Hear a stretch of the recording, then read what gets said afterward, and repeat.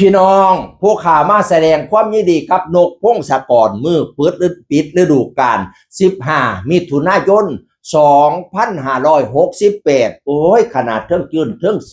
เอฟซีกลับไปให้คำนักไก่อุ่นหนาฟ้าข้างอยู่กับวรำเสียงวิหกนกพงศกรพี่น้องเอ๋ยมาไล่แดงจึง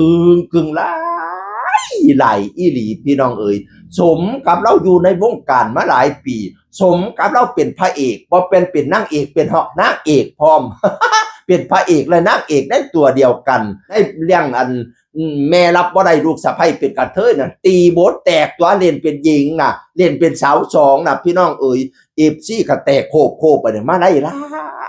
หลายแดงจึงคึงสีม่วงก็มีซ้ำฝาเฮียนนี่ล่ะพี่น้องแล้วมาถ่ายรูปให้เบิ่งนั่นน่ะแล้วก็ขอบบุญขอบคุณพี่น้องป้องป่ายเด้อเอฟซีแฟนเพลงทั้งหลายแล้วก็ขอบบุญขอบคุณแม่อ้อย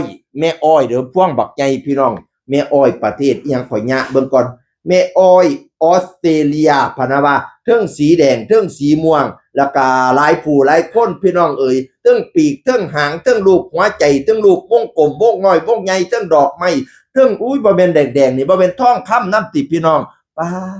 ดเรา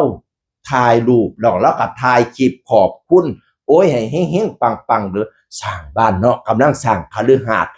ให้พ่อกับแม่อยู่อันราคา40 ล้านวายสิแล้วไว้นี่แหล้วพี่น้องเบิ่งมาได้แล้วเปียงเป็นตาอ่อนซ้อนให้วงก็สิมี2วงแล้วเนาะวงเสียงวิหก1วงอลังการโชว์2ป๊า